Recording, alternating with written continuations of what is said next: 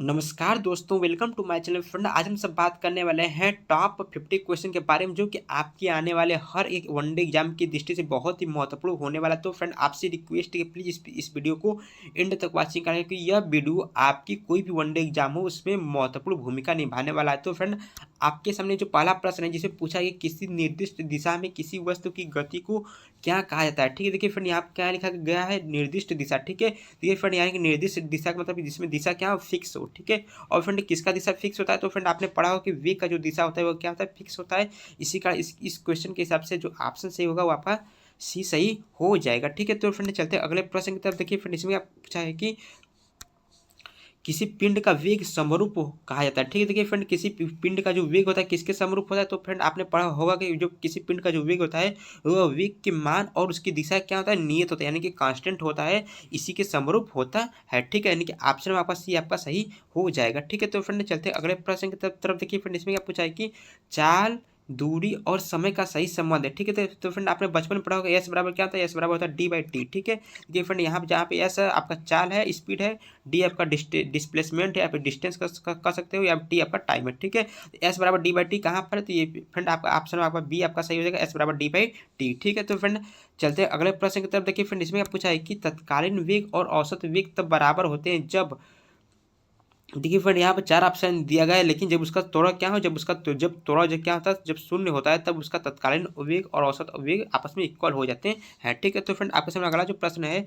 इसमें पूछा है कि मुक्त अवस्था में गिरती हुई एक पिंड द्वारा तय की गई समानुपात, तय की गई दूरी समानुपाती होती है। देखिए फ्रेंड, ये आपके लिए मोस्ट इंपोर्टेंट प्रश्न होने वाला है। ठीक है, तो फ्रेंड आपने पढ़ा होगा गति का समीकरण, जो सेकेंड जो नियम होता है क्या होता है, एस बराबर होता है यूटी प्लस के हाफ ए टी का स्क्वायर। ठीक है, प्लस के हाफ एटी का स्क्वायर। ठीक है, यदि फ्रेंड आप यदि यू कमान, ठीक, यदि आप यू कमान यहाँ पर जीरो कर देते हो, तो यहाँ पर एस का जो मान निकल के आएगा वो आपका टी के क्या होगा, टी के वर्ग के समानुपाती हो जाएगा।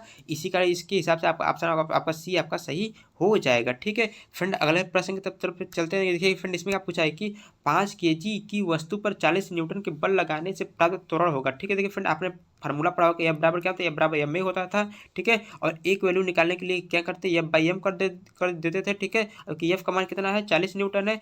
40 बटे के यहाँ पर 5 इक्वल टू कितना निकल के आएगा, आपका 8 मीटर प्रति सेकेंड स्क्वायर आपका आंसर निकल के चला आया जाएगा, जो कि आपका एक्सेलरेशन कहलाएगा। ठीक है, तो फ्रेंड आपके सामने अगला जो प्रश्न है, इसमें पूछा है कि एक भीड़भाड़ वाली जगह पर एक बस की गति के एक उदाहरण। देखिए फ्रेंड, सपोज कि ये रोड है। ठीक है, अब यदि रोड पर आप कोई बस चलाते हो और जहाँ पर बहुत सारी भीड़ लगा होता है, तो इसका जो वेग होता है वो क्या होगा, वो आपका असमान चाल से चलेगी। ठीक है, यानी कि आपका ऑप्शन आपका बी आपका सही हो जाएगा। ठीक है, तो फ्रेंड अगला जो प्रश्न है, इसमें क्या पूछा है कि यदि वेग समय ग्राफ समय अक्ष के समांतर हो तो, ठीक है, देखिए फ्रेंड, सपोज कि ये आपका एक यहाँ पर एक्स एक्सिस है और यहाँ पर वाई एक्सिस है। ठीक है, और यहाँ पर आपका सपोज करिए यहाँ पर आपका भी है। ठीक है, और यहाँ इसमें आपका टी है। ठीक है, यदि फ्रेंड सपोज करिए यहाँ पर जो कोई भी एक लाइन जा रही है जो कि समय के समांतर है। ठीक है, तो फ्रेंड इस लाइन से देखने पर इसमें यह मिल रहा है कि जो आपका जो वेग है, ठीक है, वेग क्या है, वेग आपका क्या है कि नियत वेग इसका क्या है, कांस्टेंट, यानी कि समय बढ़ा तो इसका जो वेग क्या है, कांस्टेंट है। ठीक है, यानी कि वस्तु नियत वेग से चल रही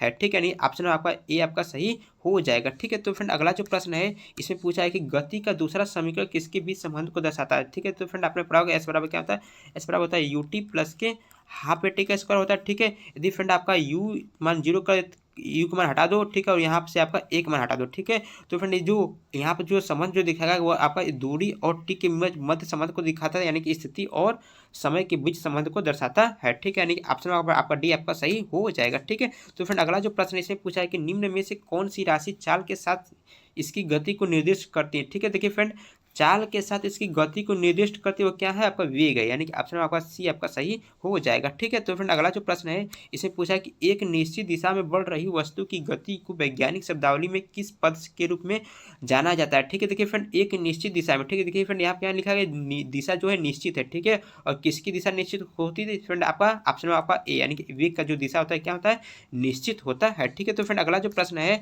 इसमें पूछा है कि वेग परिवर्तन की दर प्रति, ठीक है, लगने वाले समय के बराबर होता है। ठीक है फ्रेंड, आपने पढ़ा होगा एज इक्वल टू क्या होता था, H equal to del V by upon del T होता था। ठीक है, और देखिए फ्रेंड, इसका जो वेग परिवर्तन की जो दर होता था वो किसके बराबर होता था, आपके त्वरण के बराबर होता था, यानी कि ऑप्शन आपका सी आपका सही हो जाएगा। ठीक है, तो फ्रेंड अगला जो प्रश्न है, इसमें पूछा है कि एक समान तलवारी, ठीक है, सीधी सड़क पर नियत तौर पर दौड़ने वाली सड़क कार के संबंध में इनमें से कौन सा कथन सत्य है। ठीक है, देखिए फ्रेंड, जब कोई भी, ठीक है, जब कोई भी कार, ठीक है, एक समान तल पर नियत त्वरण के साथ जब जब दौड़ती है तो उसका जो वेग होता है, ठीक है, जब जिसका जो वेग होता है उसका वेग क्या होता है, आपका निरंतर बदलता रहता है, यानी कि ऑप्शन आपका डी आपका सही हो जाएगा। ठीक है, तो फ्रेंड अगला जो प्रश्न है इसमें पूछा है कि जब कोई वस्तु एक समान गति से गति कर रही हो तो इसका त्वरण क्या होता है। देखिए फ्रेंड, आपने पढ़ा होगा H equal to del V upon del T होता था। ठीक है, यहाँ पर यदि हम क्या करें, वेग परिवर्तन की दर को शून्य कर देते हैं तो इसका जो मान निकल के आएगा, इसका त्वरण का जो मान होगा वो आपका किसके बराबर हो जाएगा, जीरो के बराबर हो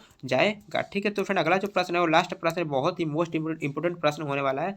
इसमें पूछा कि वेग और समय का गुणनफल होता है। ठीक है, देखिए फ्रेंड, वेग, ठीक है, वेग और समय का जो गुणनफल होता है वो किसके बराबर होता है, वो आपका विस्थापन के बराबर होता है। ठीक है, कई लोग आप में से इसका नाम दूरी देंगे। ठीक है, लेकिन फ्रेंड ध्यान रखा, दूरी जो होता है वो आपका स्पीड और टी के बराबर होता है। ठीक है, चाल और समय के बराबर होता है। ठीक है, इस क्वेश्चन के हिसाब से इसका जो ऑप्शन सही होगा आपका बी आपका सही हो जाएगा। ठीक है, तो फ्रेंड अगर आई होप कि ये वीडियो आपके आने वाले हर एग्जाम की दृष्टि से बेहद इंपॉर्टेंट होगा। तो फ्रेंड ऐसी वीडियो को पाने के लिए प्लीज लाइक को सब्सक्राइब करना ना भूलना। तो प्लीज जय हिंद, जय भारत।